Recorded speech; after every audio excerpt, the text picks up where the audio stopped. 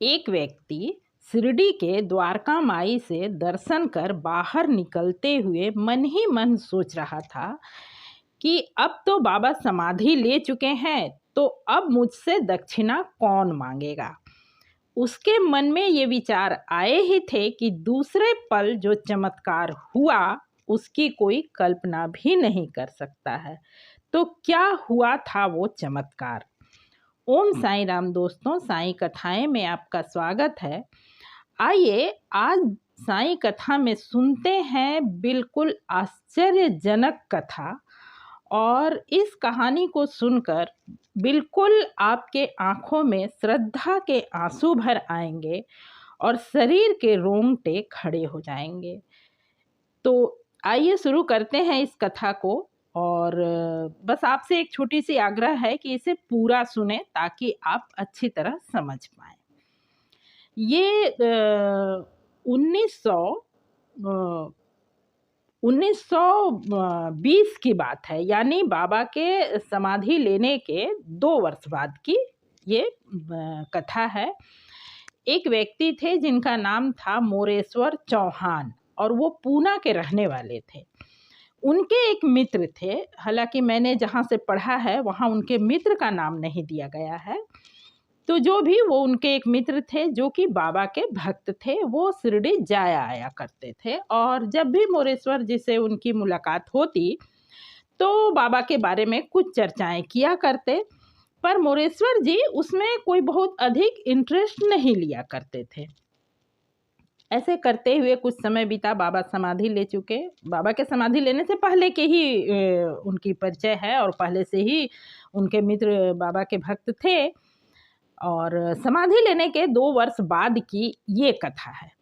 तो हुआ ये कि एक दिन मोरेश्वर जी के मित्र ने उन्हें बाबा की एक छोटी सी, बाबा से संबंधित एक छोटी सी पुस्तक दी और कहा कि तुम इसे पढ़ो।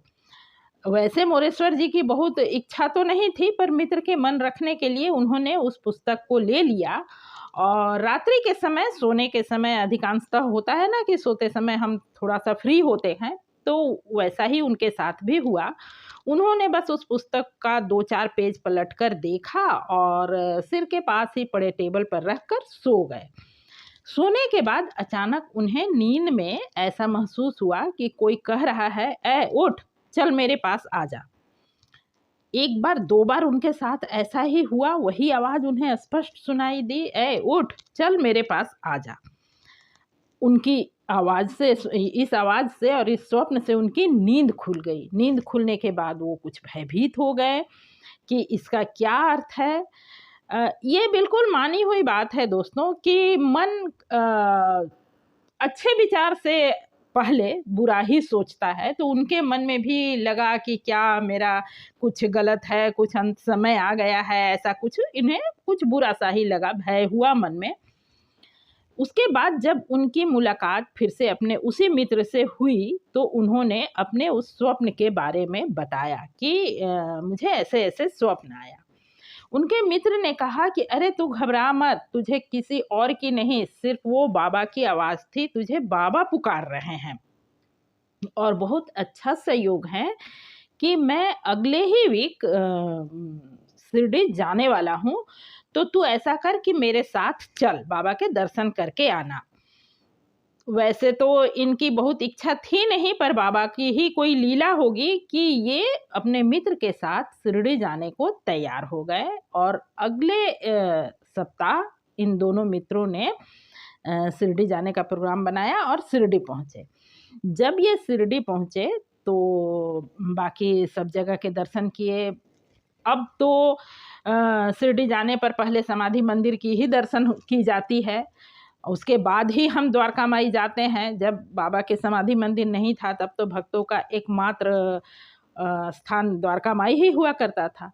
तो वो भी पहले समाधि मंदिर गए और वहाँ से निकलने के बाद में उन्होंने और बाकी जो भी वहाँ गुरु स्थान, समाधि मंदिर के बाद गुरु स्थान ही आदमी जाता है, तो जैसा होता है वैसे करते हुए जब वो द्वारका माई पहुँचे तो उन्होंने सुन रखा था, या उस पुस्तक में भी उन्होंने कुछ पढ़ा ही होगा कि बाबा जब देह रूप में थे तो द्वारका माई में रहते थे, और द्वारका माई में जो भी भक्त उनसे मिलने आता उन लोगों से वो कुछ दक्षिणा मांगा करते थे।